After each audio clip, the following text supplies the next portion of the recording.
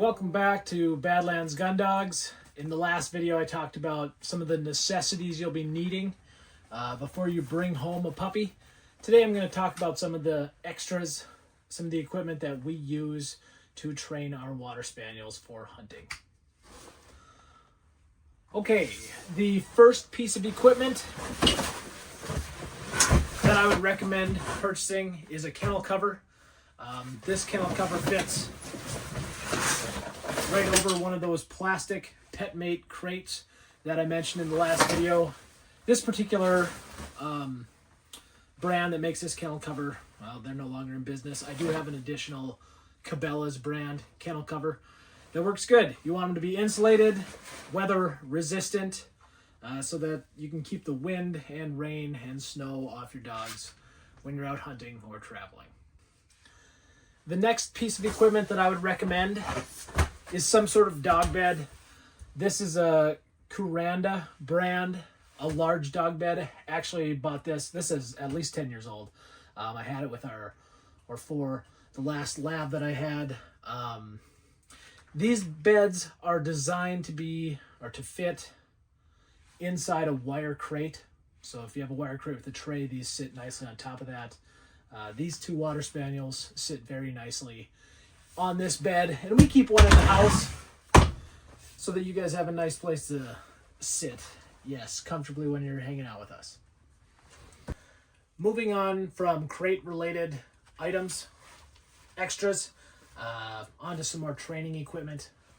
I would recommend getting a backpack, one that's relatively water resistant, so you can put all of your stuff in and have everything in one place, nice and tidy for when you're out in the field, or I guess just at your house. This backpack, my daughter actually brought home, thanks to the Dickinson Police Department. They handed these out to the students, and this one's worked really well for us. No particular brand, but something weather resistant. Okay, the first piece of equipment that I'm going to pull out of the backpack is a fun bumper. This is an American Sporting Dog brand bumper. Fetch. Good. Hold. Yes, excellent training tools. You're going to want to get your dog to love these. This is a softer canvas bumper and a Dawkin duck here. You don't need very many, really. This is give it. Good.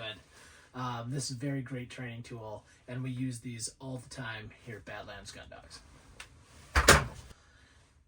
The next training tool is a whistle. I don't really have a preference as long as it's loud. I mean, out here in western North Dakota, the wind is always blowing. So I find that these retriever whistles are, well, it's what we usually use. I actually haven't tried a spaniel whistle. Maybe someday I will. But you're going to want a whistle. There's no better way to communicate with your dog while you're training or in the field than with a whistle.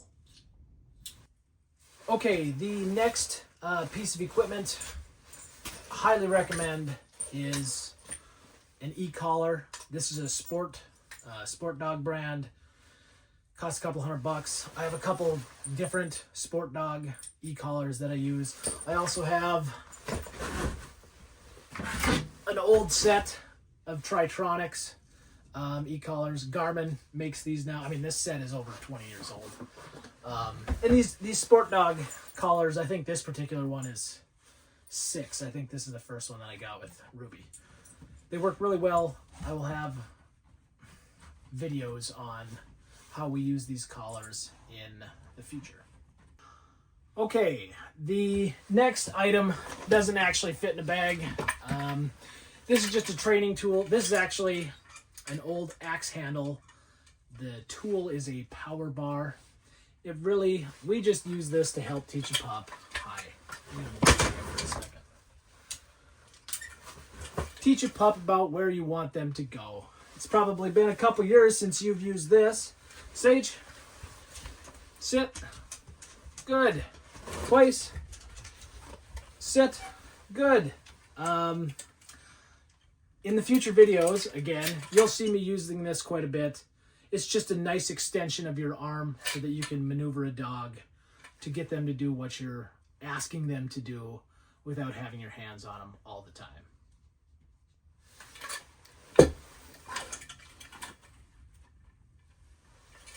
I probably should also say that this power bar was simply made with an eye hook, and I have a couple of clips dangling off that. I hope that shows up. If it doesn't, I'll re-record that section in the video. Next, moving away a little bit from the training aspects and a little bit more towards health and grooming items that are extras, that I would recommend these things. First is an ear therapy. I got this from Tractor Supply. It helps deodorize and clean your water spaniel's ears. When they're young, they can be a little bit prone to ear infections, especially if they're around the water. So I clean their ears. I wouldn't even say regularly. I check their ears regularly, and if they need it, then I'll clean their ears with a little bit of this ear therapy. Looks like Ruby is checked out of the video. She's bored, doesn't want to be here anymore. The next item that I carry all the time is an antimicrobial wound spray or a triple antibiotic ointment for any lesions or injuries that might occur when we're out hunting or traveling or in the yard. The last thing you might want to have on hand is a coat treatment. I don't actually have any. Cowboy Magic or Show Sheen for managing burrs in your dog's coat. Our dogs run through lots of cover that contains burrs, and I keep them trimmed.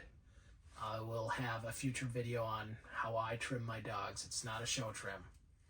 It's not fancy, but it does really reduce the amount of burrs that stick in their coat. So I've never used any coat treatment for running through the brush, I guess, to keep things from their coat. I haven't had much of a problem with that. Lastly, in the last video, I asked you to like the video and subscribe to our channel. I don't really care if you like this video or subscribe to this channel. I just hope this was helpful. Have a good one.